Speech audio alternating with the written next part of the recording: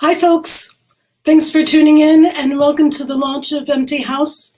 My name is Lisa Frank and I'm co-director of Dur Press here in sunny Connemara, and I can't think of a better way to celebrate Earth Day than to be launching this book.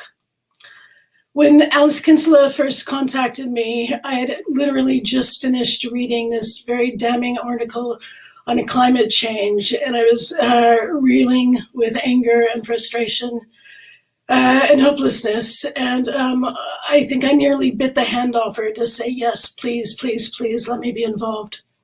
It's been absolutely wonderful to watch this project grow from a seed in Alice's head to the finished manuscript that they sent me, to the file that I then sent to the printer, to the finished book, which we are so proud of. I want to say a big thank you to each and every one of the 60 contributors for lending us their beautiful and very powerful words, to Catherine Gavin for her luminous artwork, to the Arts Council of Northern Ireland and Damien Smith for supporting this book, and a huge, mammoth, gigantic, huge, did I say huge? Huge thank you to Alice Kinsella and Nessa O'Mahony, who worked so hard and gave their hearts to this book and gave a lot of themselves also. And also one final thanks to Oisin Coughlin, the director of Friends of Earth Ireland, who fights the good fight every day. Throughout the launch, we'll be displaying the website for Friends of Earth Ireland, should you wish to donate. So with that, I'm going to wish you all a very happy Earth Day, and welcome Nessa O'Mahony. Hi, Nessa. Hi, hello. Thanks, Lisa. And it's lovely to be here. And I'm really delighted to have had the opportunity to work on this important anthology of writing on the climate crisis. Each morning, I'm lucky enough to walk in the Dublin mountains with my dog, and I'm walking through glorious woodland. And every day I'm noticing the debris, the bottles, the tins, the paper cups left behind by the other crowds of people who enjoy that space with me. And it does seem as a species, we humans, we're very good at multitasking. We can appreciate and despoil at the same time. But I see this, and do I ever do anything about it? Not really. I'm of that generation of men and women who were brought up to believe that individual action was fruitless. We bought into the prevailing orthodoxy of the time and were compliant. You couldn't beat the system. And one of the great things of recent years has been for me to observe how the generations that have come after me have become far less compliant, far more prepared to challenge and to take action. So when Alice Kinsella, who I'd been very lucky to work with on a previous Words Ireland project a few years ago, approached me with the idea of co-editing this anthology, responding to climate change, I knew that this would be something thoughtful and thought-provoking, something that was serious in its desire to make people more aware that the clock is ticking, that we're nearing no turning point. But also, knowing Alice's own aesthetic and perfectionism, I also knew that it would be a collection of the best writing anywhere on the subject. And this is what EMTPY HOUSE has become. So, enough from me for the time being. I'd like to welcome Alice on board, and she will now say a few words. Thank you so much, Nessa, and for your incredibly kind words and for all of your unbelievably hard work throughout. Thank you, Nessa and Lisa, both, and thank you, John, for all the work and believing in this project from the beginning. 1,000 thank yous to the many writers who contributed their hard work and their wonderful words to this book. And thank you, all of you at home, for listening and buying and reading. Being faced with a problem like this, something that affects our entire species, is humbling and terrifying and disempowering. How can one person, or even a few people, even begin to make a difference? There are 1,000 tiny ways that we can each take action, and many of which I expect you will come up in some of the work we hear tonight. But what I want to mention now at the beginning of this launch is the tool that I have held close for as long as I can remember, which is language. From reading books and watching lectures to educate yourself on the political and economic effect on the environment, just to talking with your neighbour about the importance of letting the hedgerows grow. Talk about the climate crisis, keep the discourse going, keep the subject on the tip of our collective tongue. Because it's not that people don't care, it's that turning away from the issue is often preferable than feeling powerless and afraid, but that's no solution at all. So make talking about it the norm. Make our government know that preservation of natural habitat, reaching zero carbon emissions, and cooperating on international climate crisis action are priorities for the Irish people. Make openly caring the norm. That's enough from me. Onto our readings, the reason we're here. It is my absolute pleasure to introduce our first reader, recipient of the 2020 Ireland Chair of Poetry Bursary. I'm a long-time fan of their poetry and was absolutely delighted when they agreed to share a poem with us in EMTPY House. They'll now share that poem with all of us here tonight. Welcome, Pádraig Regan. Hi, Alice, and thank you so much for that introduction, and thank you for asking me to write something for this book. It was actually something of a challenge to me. It isn't a theme, a topic that I've really felt able to address in the past. The poem that I'm going to read is called A Forest in the Czech Republic. The only thing I'm going to say about it is that in many ways it's an attempt to reckon with the work of the environmental philosopher Timothy Morton, who makes a quite compelling case that in order to think ecologically, we must get past the idea of nature, that the idea of nature will always somewhat blind us to the complex webs of material interaction that we as human bodies are involved in. So this poem is an attempt to try to embed those ideas at the level of grammar and syntax. A forest in the Czech Republic, where fungus doesn't knit itself into the mulch or cluster on the roots like scabs, where I am not and not writing this, where I do not hear the wind carve through the spaces the trees don't occupy, where a hole chiseled in a trunk does not resemble the hole in a guitar, where snow is not falling and snow is not resisting its effacement in the streams, where no boys are swimming and the nymphs of no mayflies build their adult selves, where God is, where branches run like cracks through the pink sky, dividing it according to their own bent logic, where the long vacated shells of chestnuts would catch the rain if it rained, where rain would shatter the surface of the streams where some boys swam some time ago. This isn't hypothetical. Thank you very much. So next up is the poet Geraldine Mitchell, whose fourth collection, Mute Unmute, was published by Ireland House last year to rave reviews.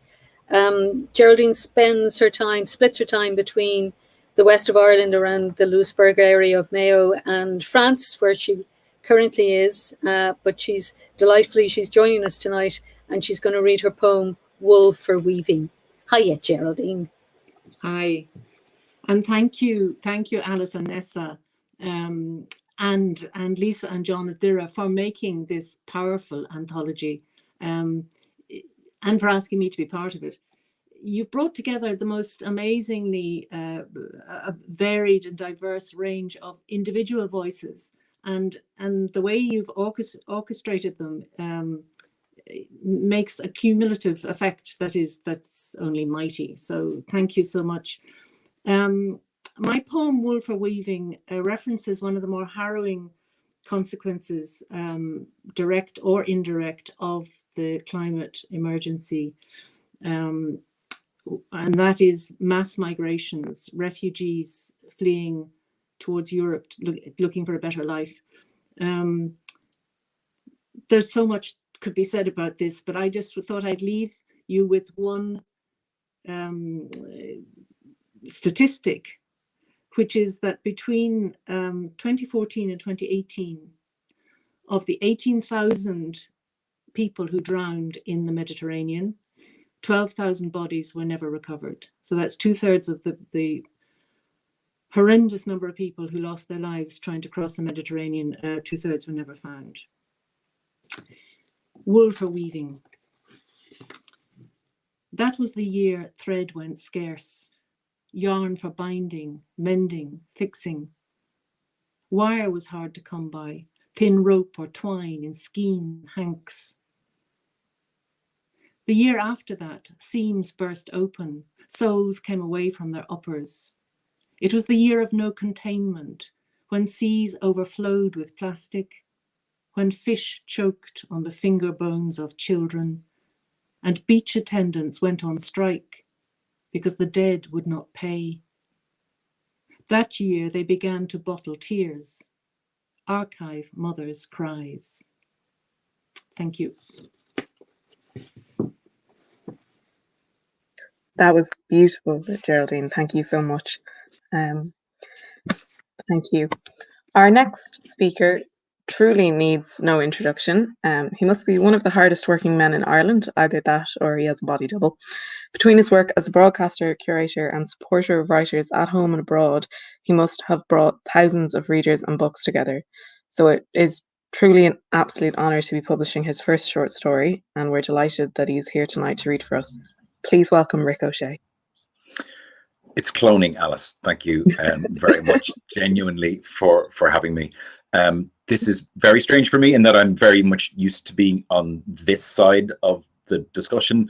I'm normally the one who's doing the moderating or the interviewing. It's lovely just getting to be a guest tonight, and I couldn't be more thrilled to be part of the lineup that you have tonight. So thank you for having me. Thank you for publishing what is my first short story. And all I can say about it is I've always been that person who's had a lot of ideas jot down in notebooks that maybe come to things, maybe they come to poems, maybe they become something else. Very few of them ever make their way out into the real world. I was genuinely overjoyed to be asked to submit something for this because of the subject matter and because I thought I could do something slightly different with it. This is also the first time I've ever read any of my own short story work ever, so please bear with me. Thank you. This is a story called Why Must the Show Go On? Alan weighed himself as usual, shaved while the coffee was brewing and brushed his teeth thoroughly just before leaving for work. You shouldn't let your standards slip just because you'd be a puff of vapor tomorrow, he thought. The circumstances of the impending apocalypse were so well known and long discussed at this stage that it was a bit like saying the word orange repeatedly. They'd lost all meaning. Today, at around 11:34 p.m. GMT, an asteroid would hit the Earth and kill almost everyone. Orange, orange, orange. The irony of Earth being annihilated in a fashion already played out in many histrionic Hollywood films wasn't lost on most. It had been detected months ago, and every possible option had been argued over and eventually discarded by the world's finest minds, murkiest politicians, and even a few consultant B-movie experts. In the end, every potential Bruce Willis all shrugged their shoulders manfully. Finally, a month before it was due to happen, the world had been told that it was fucked. Something many people had suspected for a long time had scientific confirmation. It was, as no shortage of level-headed scientists had told every rolling news channel, an extinction-level event, an ELE. In no time at all, Twitter had christened her hashtag Ellie like she was the new cat at 10 Downing Street. The hashtag had been the top trend on Twitter for weeks, right up until the last few days, when social media had gone remarkably quiet. Alan had always fancied the idea of social media quieting down a bit. It was just a shame that it took the extinction of the human race for it to happen. Tomorrow, the entire headcount of Homo sapiens would amount to a few thousand people bunkered down in military installations and roughly 50 off-planet. After hundreds of millennia of evolution, we'd finally gotten a foothold on another celestial body, only to find the stool kicked out from under us by random, blind chance. 40 of those were on the moon base the Chinese had completed a few years back. The bottom half of the internet was sure they must have had advance warning. They must have known something for years now. It was depressingly unsurprising to see that racism was going to do its absolute best to survive the destruction of humanity the way that cockroaches most surely would too. The others were some randomly lucky or unlucky astronauts, cosmonauts, and 3 tech billionaires who'd made it into our orbit before the big smash. The only other attempted last-minute escapee was the eternal despot of one of the world's most secretive regimes. He'd been successfully shot into orbit with his country's fledgling space program's dying breath. At least that's what his people were being told. In reality, his poorly prepped rocket had broken up somewhere over the Sea of Japan. State TV was showing a graphic of the dear departed leader's position in orbit, serenely circling the planet. Newsreaders would report on his survival right up until the last moment. That was dedication to your job, Alan thought. Alan had that too. Every day since the revelation of E-Day, there was always a catchy name for things that maintained some sense of normality, he'd opened his shop of second-hand curios as usual. He was an only child, his parents were dead, and for the last 4 years the shop was the closest thing he had to love in his life. Realistically, what else did he have to do today but open the shop?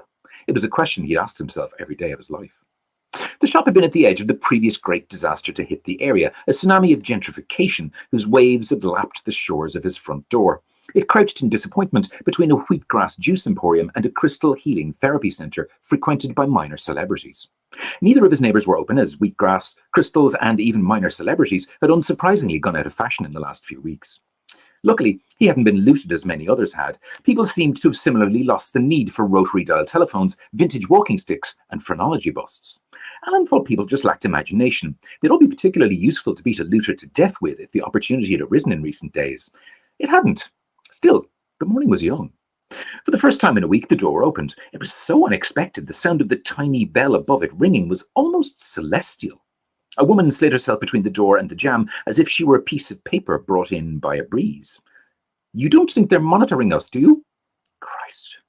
I'm not exactly sure what you mean, and even if there was a them," Alan said, "I'm fairly sure they have other things on their hands today, don't you think?" She unclenched her shoulders, but only slightly. "Well, no, not really. They've always been sticklers for detail." She had a bizarre accent that was vaguely clinical, as if she'd learned it from a 1980s travel cassette. After hovering around a table of vintage Toby jugs and toying with them in an unconvincing fashion for a few minutes, she came up to his till. "I will be from the future," she whispered conspiratorially. Leaving aside the awkward but possibly technically accurate tense usage, this wasn't surprising to him. In the time he'd been running the shop, he'd had what he'd considered to be more than his fair share of nut jobs, wackos, and general messers cross the threshold looking for rifts in the space-time continuum, or Jesus, or whatever. He decided to play along, after all. What else did he have to do? "The future. Fair enough." She looked around hesitantly, saying, "I'm sorry, but you can't be too careful." "No, I suppose you can't. Be careful of what?" He regretted the words the moment they were out of his mouth. "The monitors, keeping an eye on all of... Well, you must be aware." There were many things he was aware of that morning, everything from a chance of showers to a palpable sense of his own mortality given the day that was in it. He thought a non-committal answer might be the way to go.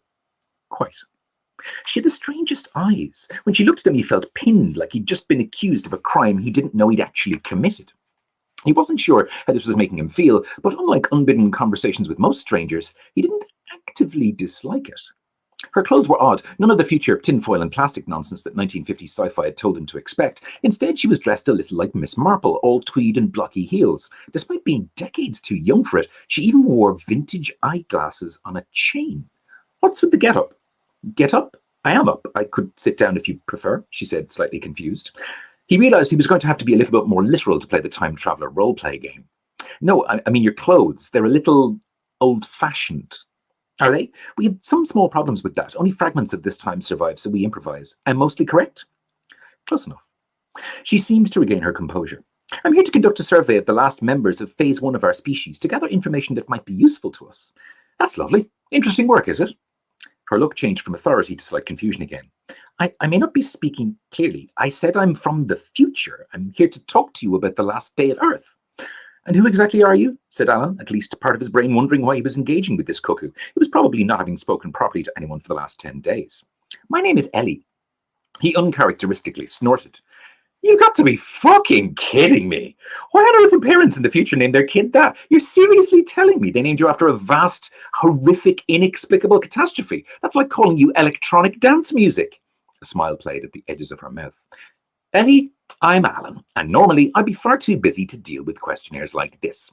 He gestured at the vast, dusty, poorly lit stacks of shelving imperiously. "But as you can see, normal has pretty much gone out of the window around here. So far away."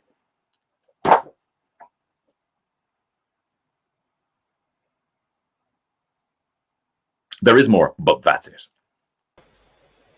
Well done, Rick. Very, very funny. And they say you never forget your first. So delighted to have been there for the debut, and more of that to come, I'm sure. Thanks so much.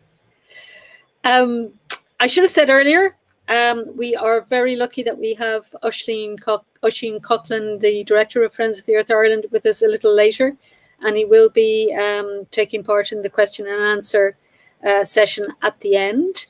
So if you have questions that you'd like to put, you can either type them into chat now, and we'll be keeping an eye out, or please do get involved at the Q&A stage as well, because hopefully it'll be a good discussion. So meanwhile, I did mention earlier that the activism of the younger generation, and certainly the newest generations are showing us adults up in terms of their intelligence and articulacy and passion about all of the incredibly important subjects that we've been talking about. And Alice and I were both very keen to try and sample and reach out to as many of those younger voices as we could. And one of them, we're delighted to say, is here tonight. Her name is Siobhan Fitzgerald.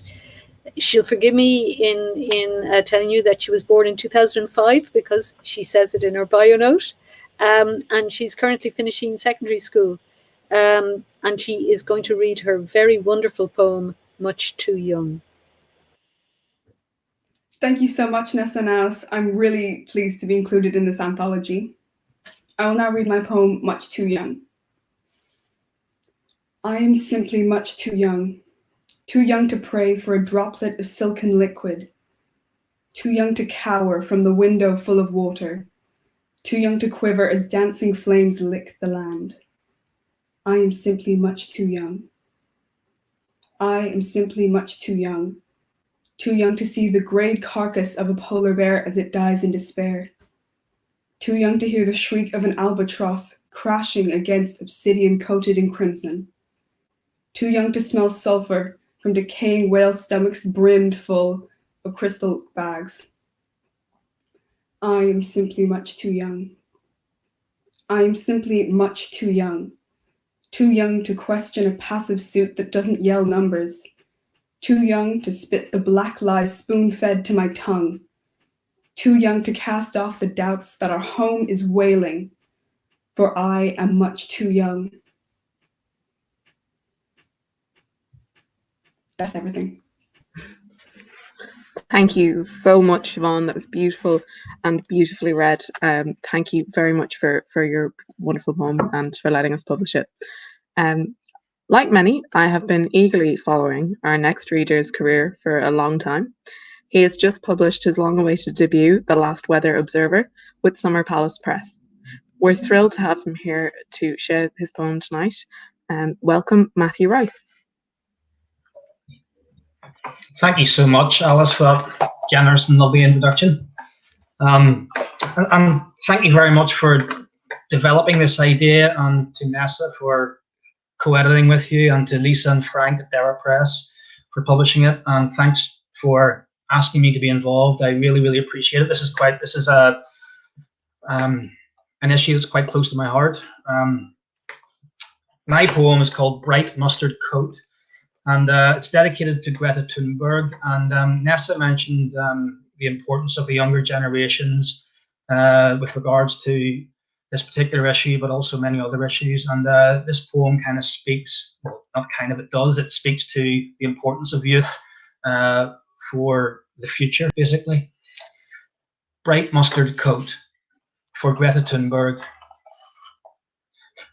My little nephew's bright mustard coat strikes a profile in the dimming January afternoon light, the vacated roundabout spinning on its axis, the empty swings hypnotizing the magpie, whose meaning is merely tangential, while before my eyes scabs of frost heal all too quickly on the steel rigging.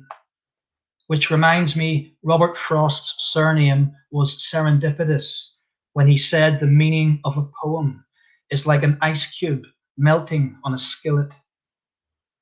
And my thoughts are glacial as I consider the stopped clock efficiency with which the Jetsons predicted our future.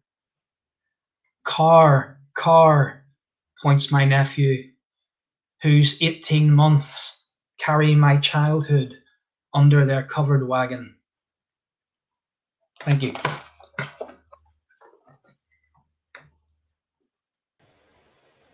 Matt, that was fantastic. The last time I saw you, we were standing under a very exotic plant in the Botanic Gardens, reading poetry. So lovely to share another virtual space with you, and very good luck with the new book. Thank you. Thanks so much.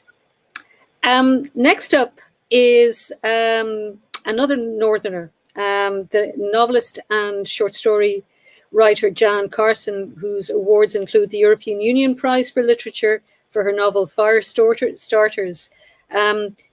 Jan recorded her video a little earlier, and she's going to read from her story, Mr. Iceberg. Hi, I'm so sorry I can't be with you tonight to celebrate this really important anthology.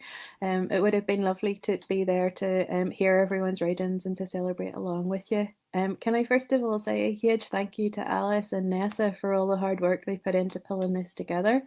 And also a shout out to all of the fantastic contributors. It is lovely and slightly intimidating to be in such strong, good company.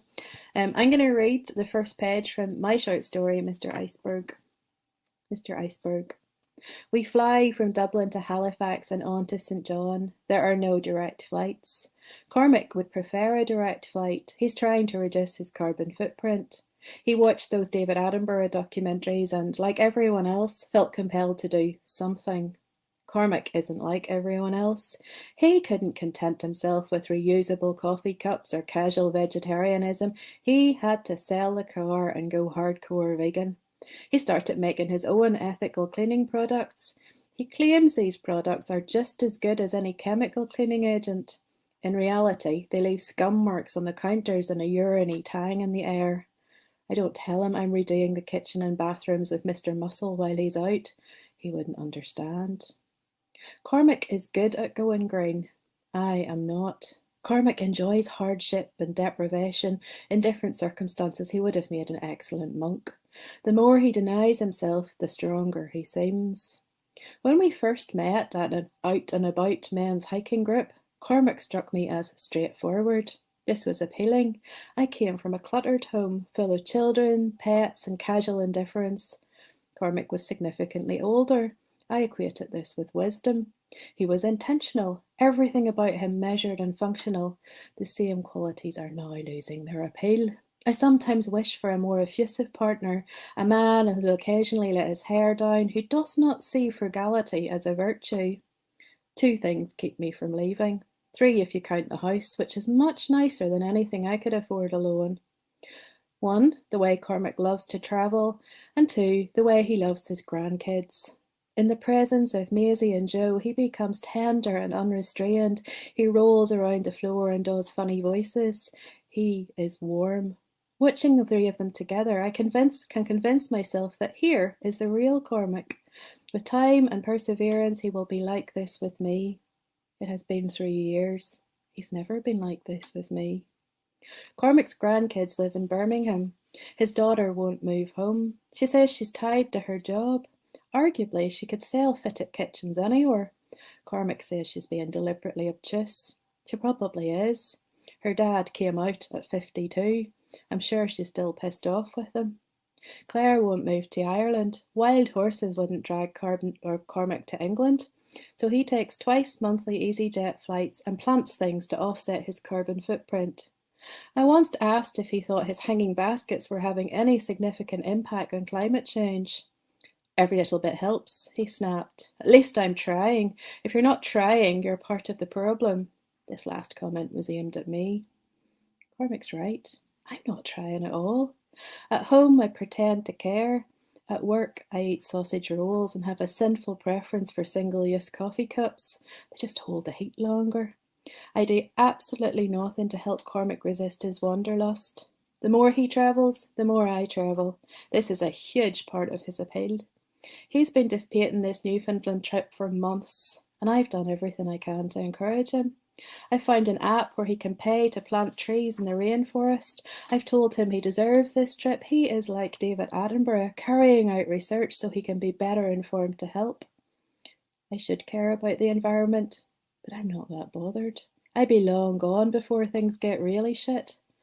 I am keen to see the icebergs, though. I've been a bit obsessed since we done the Titanic in primary school. When you grow up in Northern Ireland, anything bigger than a good-sized hill is impressive. Icebergs always struck me as enormous and dignified, a bit like the horses in those Budweiser ads. I've an iceberg as the screensaver on my laptop. The phrase, "You have hidden depths," is printed above its tip. I'm pretty sure I don't have hidden depths, but it's nice to be flattered first thing each morning. Back in January, Cormac asked about my screensaver. He admitted that he'd always wanted to visit the icebergs too. Didn't take much to talk him into this trip.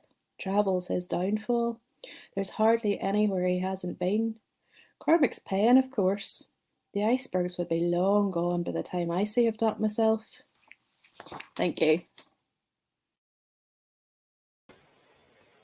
Fantastic, fantastic, Jan, as ever. Thank you so much. Now, we'd hoped that next up would be Luca Bloom, the wonderful Luca Bloom, but unfortunately he's having technical problems tonight. So I just thought I'd tell you how his piece came about. It's called Little Blue Vase, and it's about a tour time he spent in Australia in 2019. And I guess the pandemic has put a lot of the previous world disasters out of our minds, but I'm sure people remember that in 2019, Australia was having some of its worst bushfires in living memory, absolutely down to climate change and global warming. So he had posted this beautiful lyrical little piece about that experience, his memories of that trip in Australia, the people he met there, the experiences he had. And it ended with this gorgeous sort of litany. Thank you. I hope the rain comes. I hope the air clears. I hope the fires end. And I hope we learn and change. So this was his Facebook post. And you know, we were in the midst of putting together the contributions for the book. And I felt this was so perfect. So got in touch with him via Facebook, and he very kindly said, yes, you can certainly use it. So the whole piece is in the book. So please do have a read when you get a chance. So we'll move on to the next person on the schedule, who is Abby Oliveira, who's a writer and performer. She's based in the Northwest. She has herself toured Australia and Singapore with her work, and tonight she's going to read from her poem Ghostlight. Hi everyone. So thanks to everybody involved for having me involved in this. Thank you all very much. Yeah, I'm just going to read Ghostlight. And Ghostlight, I wrote this at the beginning of lockdown, you know, for those times whenever I was starting to feel really kind of shook to my core about lockdown, as a lot of people were, and really feeling like, you know, that I needed to have a good think about what the positives were and the things that were kind of helping me get through it. And inevitably it was mostly the natural world and family and friends, you know. And I suppose one thing that's been kind of good about lockdown is seeing a lot more people use outdoor spaces and, you know, reconnect with the natural world and help kind of reconnect with themselves in a way, you know. So yeah, it was just a poem really about sort of reconnecting with the natural world from not having to work so much and run around mad. So hope you enjoy. In Venice, the rancid canals are clear for the first time in 60 odd years.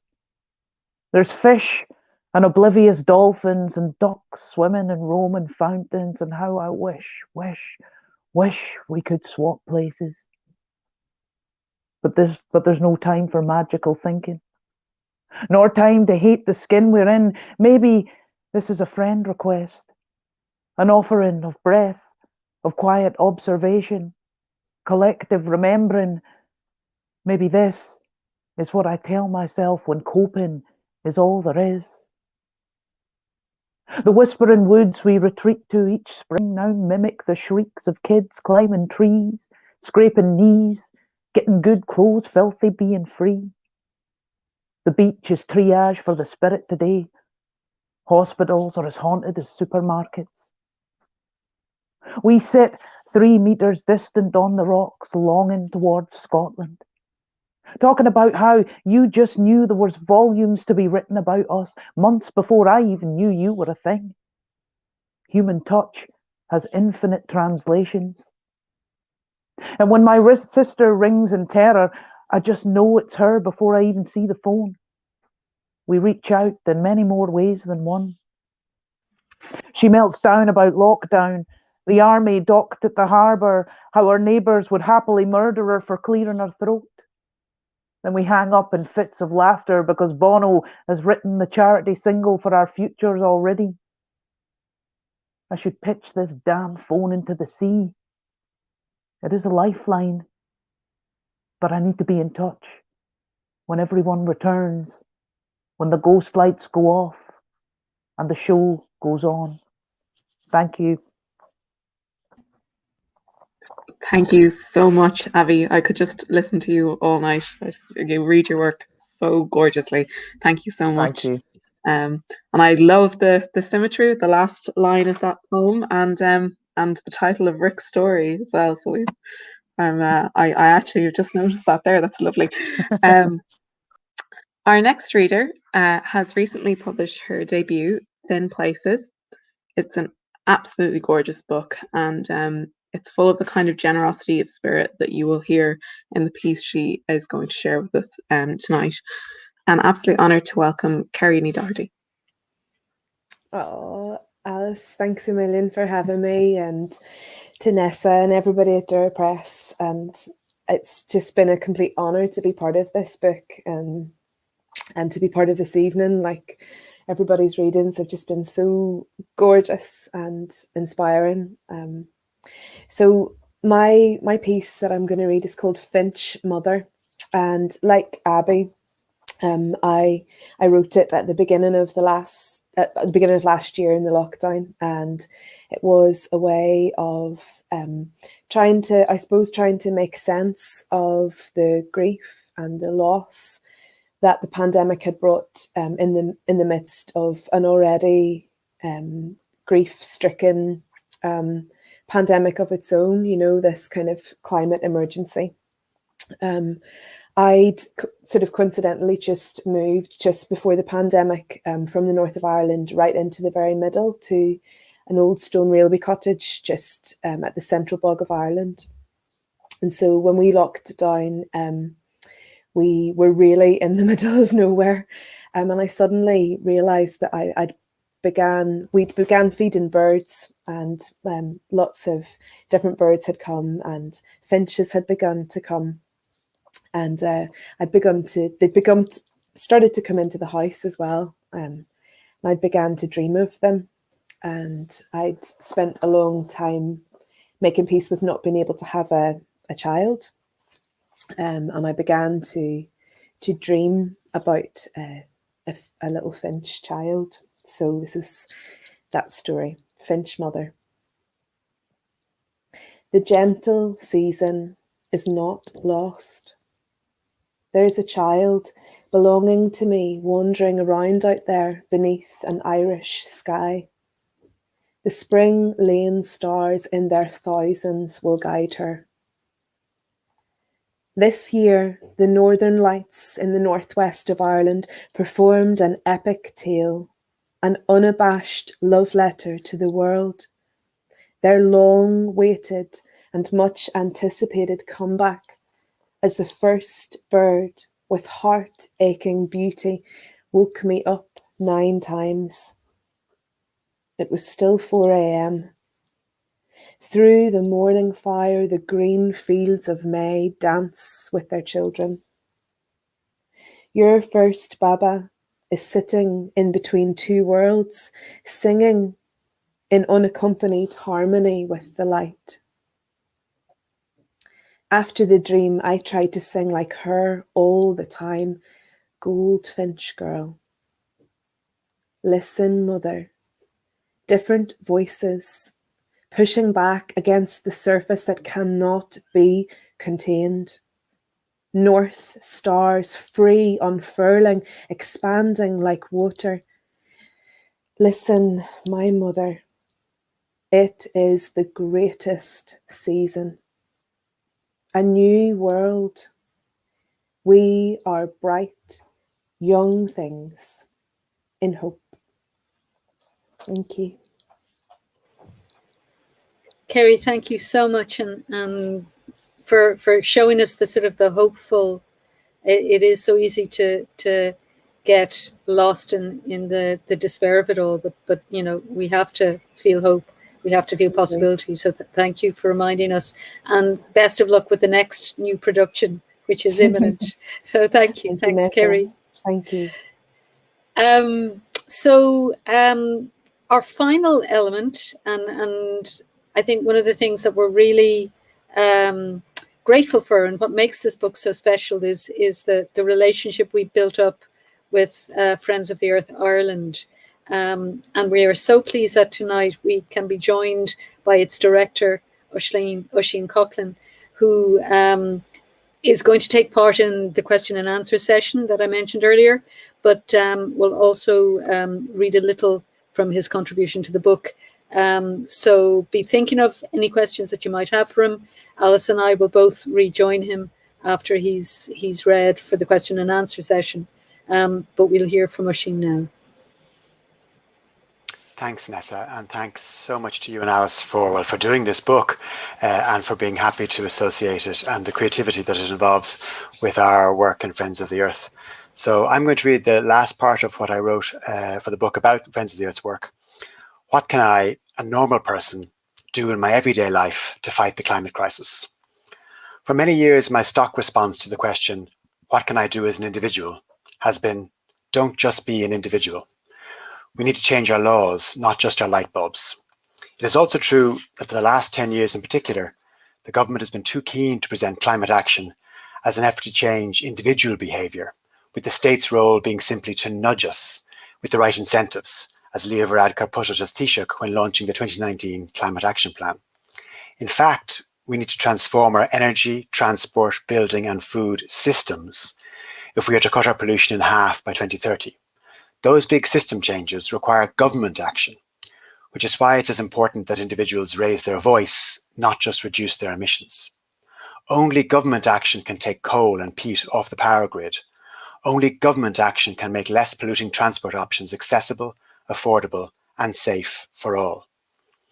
In recent times, though, I have been struck by how Mary Robinson has framed her answer to this question, which boils down to get personal, get angry and get involved.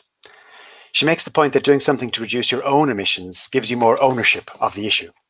So whether it's walking or cycling more, flying less, eating less meat, getting home insulation, or switching your home to a heat pump, the impact of taking personal action is as much about empowerment as emissions.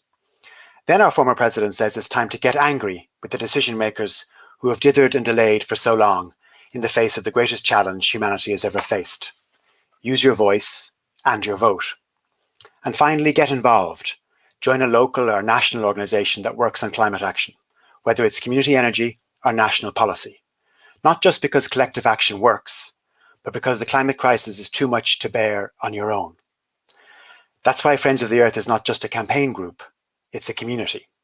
Why our solstice sunrise swims are as important as our protest marches, and our book clubs are as important as our petitions. The threat of climate breakdown can seem overwhelming and paralysing. But Greta Thunberg is right when she says, once we start to act, hope is everywhere. So instead of looking for hope, look for action. Then, and only then, will hope come. My favourite US writer on climate, David Roberts, puts it this way when asked about hope. When we ask for hope then, I think we're just asking for fellowship. The weight of climate change, like any weight, is easier to bear with others. And if there's anything I've learned in these last 10 years, is that there are many, many others. They're out there, men and women of extraordinary imagination, courage and perseverance, pouring themselves into this fight for a better future. You are not alone.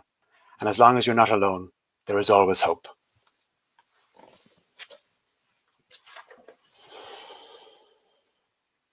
Thank you so much, Oisín. And thank you for all your support and cooperation throughout the process, and for answering all my many emails. Eventually. You've got the world to save. You're forgiven for a bit of delay. So I'm just keeping an eye on the chat box on YouTube, and nobody has yet come up with a question, though I'm sure they're mulling over it now. Would it be worth just beginning by asking Oisín to tell us a bit more about Friends of the Earth Ireland and what it is, how it works?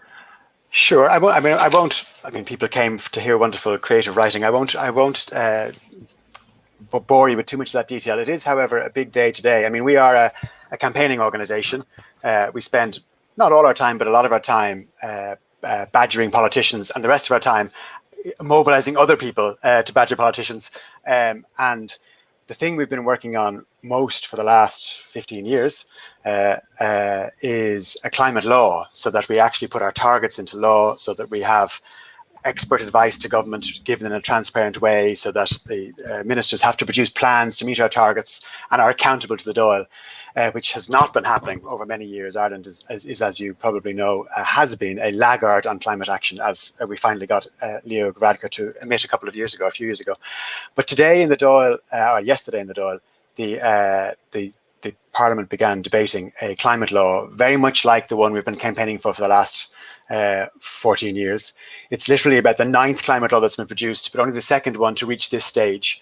And this is backed by the government and indeed by all the parties. So in all likelihood, we will have a strong, not perfect, but strong climate law passed in the next couple of months before the summer recess in Parliament. And the other thing that's happening right now, and we're engaging people in this, and you people can join in, is that as well as putting into law targets to get to zero by 2050 in terms of pollution, and to half our pollution by 2030, the government has launched a consultation for everyone to participate in as to, well, how do we do that? How do we actually reduce our emissions in half? Is it more, do we do more in transport and less in agriculture? What do we do in electricity? What do we do in our homes? And it's a big question, but we are helping people with ourselves and our colleagues in the Stop Climate Chaos Coalition are doing a series of workshops on all the issues to enable people and facilitate people to take part in that consultation, and to make sure the voices of those who want to see action are heard loud and clear in that consultation. So we had our first webinar with 200 people on Tuesday evening, and there'll be one every Tuesday for the next few weeks while that consultation is ongoing. And if you go to our website, to foe.ie, and sign up just to be on our newsletter, you'll get updates on that, and get information about how you can take part in the consultation. There's an individual version and a version for groups. So as I said in the book, in my bit for the book, join a local group, whether it's ours or our national one or some other one, and get involved in this moment. For the first time, really, the government is taking, and Parliament as a whole, all parties are taking really seriously the idea of radical reductions in our pollution, and asking us then for our help and for our ideas as a society about how to do that, as opposed to just deciding for us how to do it. So I hope as many people as possible can take part in that, and because this is a journey together of societal transformation. Thanks, Oisín. We've got a great question here, actually. I think ever since the election in 2016 in the States, and probably before then, we've been getting a lot of debate around things that were previously known as facts. And this is a really pertinent question. What is your advice for dealing with those who think that climate change is rubbish and everything will work out in the mix? It depends on how well you know them, I suppose. If it's on Twitter, ignore them. If it's someone in your these family, are in-laws, apparently. If it's in your family, I guess you have to keep talking. But certainly, I have to talk about this every day in my job. So I know I not that I avoid these conversations, but I certainly don't go looking for them in my personal life, because you have to balance sort of a civic duty to engage people with self-care, with not burning out, and that applies to everybody, not just to professional campaigners, because it can be exhausting. I do think, though, that it is worth having the conversation, and I guess, while they may not want to, the science is really clear, and all the UN bodies the science has got clearer and clearer and stronger over the years. The international Panel on Climate Change, for example, their reports have become more and more alarming. But often people who don't want to accept those facts will dismiss those. I guess the thing that's harder to dismiss is the changes we are seeing around us, like the fact that we're having 100-year floods every 10 years or less, the fact that we've had so many extreme wildfire seasons in the US and in Australia, the fact we've had such increase in stormy weather in Ireland, and we're used to the idea of the soft day in Ireland and sort of gentle rain a lot, whereas we have certainly in Dublin more and more often we have longer dry spells and then intense periods of rain, which is the kind of disruption we expect from climate change. So I guess you'd ask people to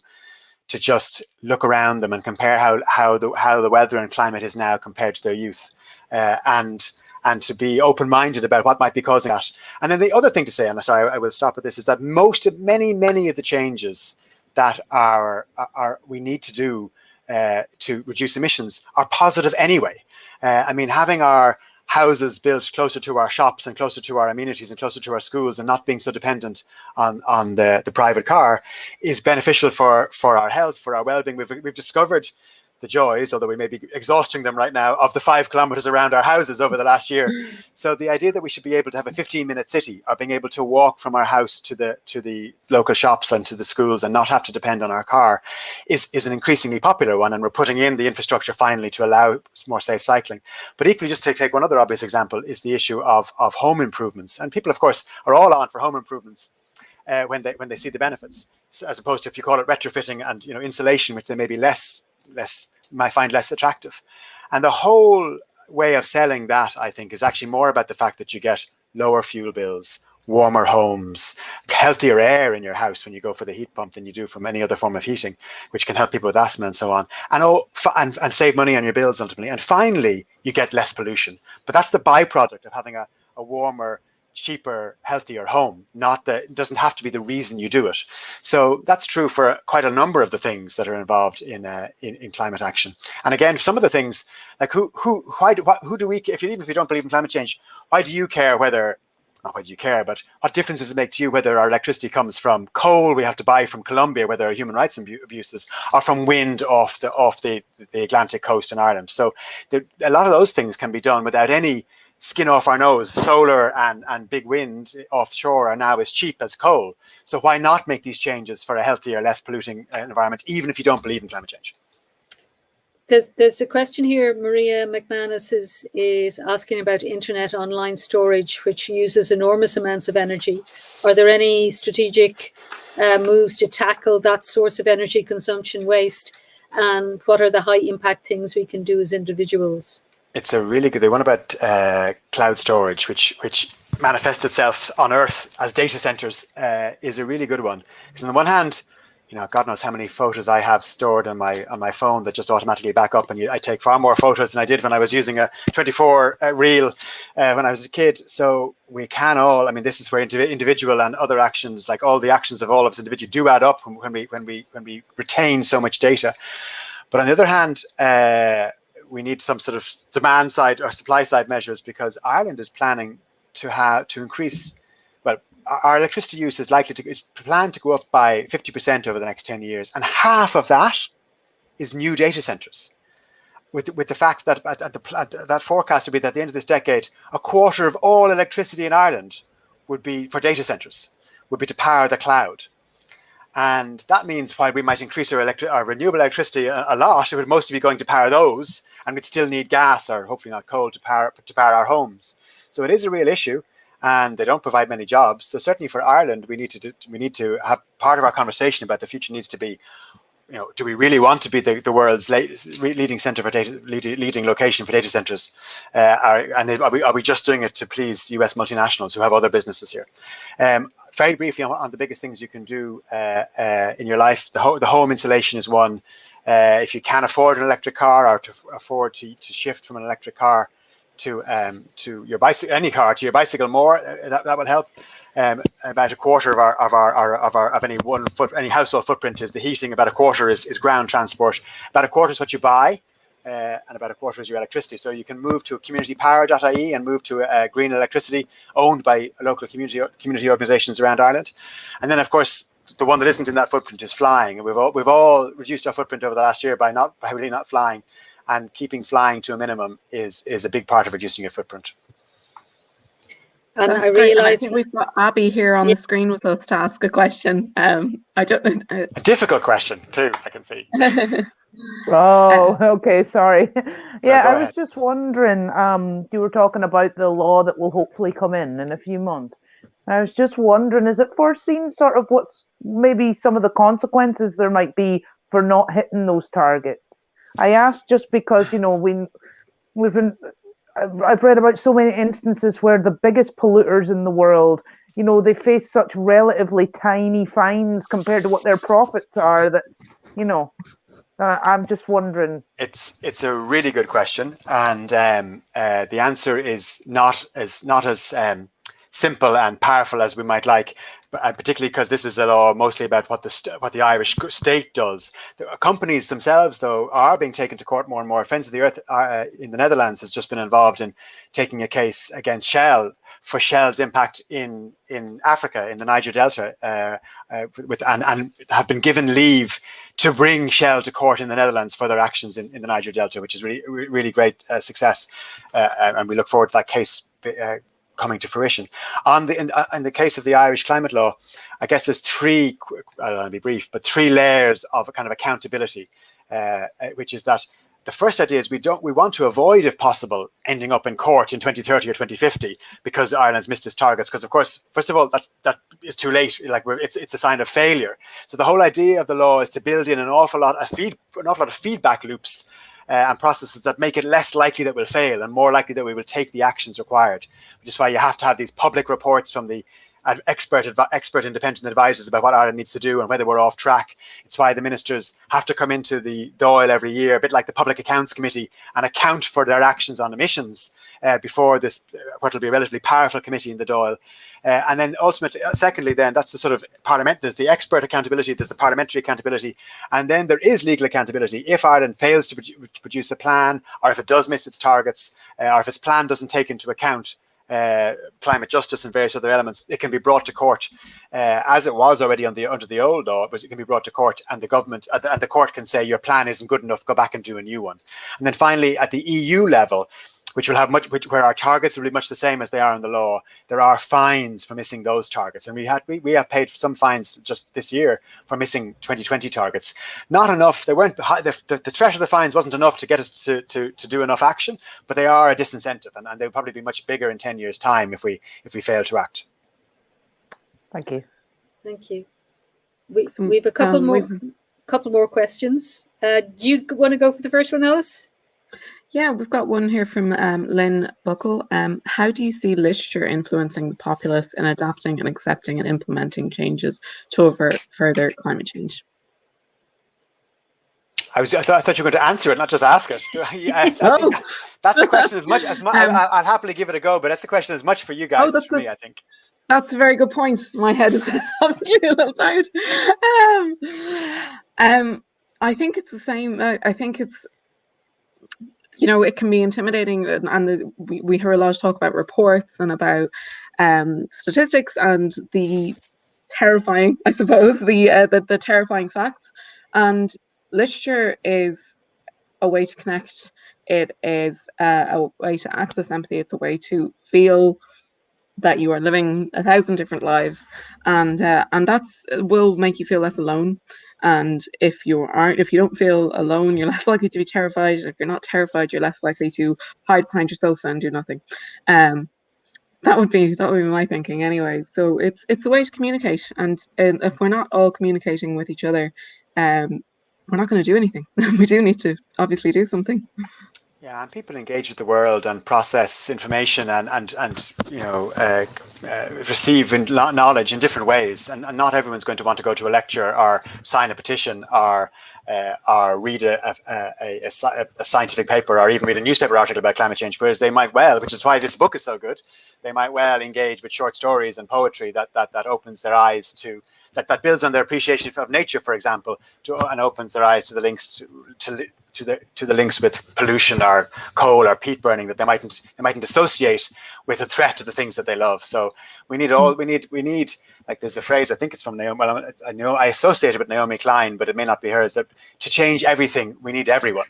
And to reach everyone, we need a whole different ways of engaging people, and all different channels and all different ways of expressing your. Not everyone will take part in this by voting or by campaigning. People will take part in it by talking to their neighbours, or by doing art, or by just engaging in different ways. So we need by joining a local group that does put solar panels on the roof of their school. All of those ways are valid, and we need all of those ways if we're going to make the transformation we need to make. Good. I'm having one of those. I don't know if people remember the ad for. I think it was the Advert Regulatory Authority, and there was somebody on the top of the bus saying, "I don't know what a tracker mortgage is. I don't know what an EV is." But I'm going to ask Isabella Duffy's question: how do you think the government can make EVs more affordable and accessible? Thanks, Izzy. An EV is an electric vehicle. So there's two answers to this. One is, or maybe three answers. One is they have done. I mean, the answer is the straightforward, honest answer is I'm not sure how much the government can do to make them more affordable. I mean, they are giving grants, and that should remain for a while. But obviously, if they want to get it to that's good for early adopters. But there's no way. Like the current plan, which I'll come on to, is a bit too much, is to get to a million electric vehicles by the end of this decade. And obviously, the government can't give a substantial €5,000 grant to a million households to buy a new car. That probably is not affordable. But I think a bit like mobile phones or solar panels, the more of us who buy EVs, the cheaper they're going to get. I mean, so it's going to be what was unaffordable 10 years ago will be commonplace in 2025 and beyond. And of course, the fact that many countries are beginning to outlaw, albeit in the future for 2030, petrol and diesel cars, there will be more and more competition in the market, and more models, and there will be more and more price ranges. And eventually hopefully soon, there'll be second-hand electric vehicles. I would say the other aspect though is that, which is going back to what I said there about the current plan, let alone before we get to the more ambitious targets we have now of 1 million EVs. It was kind of predicated on everyone who has a petrol car or diesel car now just getting an EV instead. And we really need to, of course, if you live in lots of parts of Ireland, you need a car to get around. But to the greatest extent possible, we need to plan now to reduce our dependence on cars, so that we replace 1 million petrol cars with 500,000 electric vehicles, and not with 1 million electric vehicles, because the embodied emissions in the making of the car, and the batteries and so on, and just even the congestion and everything else, we don't just want to replace every single combustion engine with an EV. We want to give people more choice in not just what kind of car they have, but in how they get around and how far they have to go. Thank you. I have one more question here. It's from my mum, and she wants to know whether people should prioritize their own actions as an individual, or try to focus on joining local advocacy groups and national advocacy groups. I mean, I think it's really a question of what you're most comfortable doing, certainly to start with. Although actually, I guess we are all going to, if people are engaged at all, we are going to need to push ourselves outside our comfort zone over the next 10 years to get the kind of changes we want. But I think people should start with where they're most comfortable, whether that's eating less meat, or growing some of your own vegetables, or any of the other changes you can make in your home or your own lives. But I definitely think we need to engage, whether it's talking to neighbours. But I think it's harder it's easier to join a group together than it is to convince everybody in your neighbourhood individually. So even tidy towns groups have a more of an environmental and climate dimension to it. But we are supporting these what are called One Future groups, this network of local climate action groups around the country in every constituency. And so there are specific climate groups you can now join if you want to be supported to take more actions in terms of supported and talking to your TDs. We had, and I'll finish with this, we used to, we plug away talking to politicians all the time, and we used to have 200 people join us every 2 years in Buzzwells to talk to TDs. Because we were forced online, we had 1,000 people talk to their own TDs, over 100 TDs on a single day in December. And it was a remarkable Zoom meeting, 12 hours long, with breakout rooms for every constituency. And, you know, it gave everybody a great sense of solidarity and power, like as opposed to being individual citizens or individual consumers. We were a collective force to be reckoned with, and it absolutely changed the climate bill that's now being debated in the Dáil. It was the first draft in October was quite weak. The second draft that's now being debated by the Dáil is quite strong, and that's not because of the work of many politicians as well, but also because of the work of many, many citizens together engaging with the political system. Thank you so much, Oisín, and thank you for joining us tonight and for your wonderful contribution to the book. I know it's going to help a lot of people. So that's it from us here for the launch. Can I just say that it's please. been amazing to see so many of the other contributors in the YouTube room, wishing us well and praising everybody who's on here tonight. It's just brilliant to have this community of writers supporting the project, writing such wonderful work, and coming along to the launch. So thank you, everybody out there in internet land. We're incredibly grateful for you to be here. Thank you so much. I think that's it from us. So happy Earth Day. Please head on over to thirpress.com to pick up a copy of Empty House, or head over to FOE.ie to have a read there and make a donation. Thank you so much, and well done. Okay. Bye.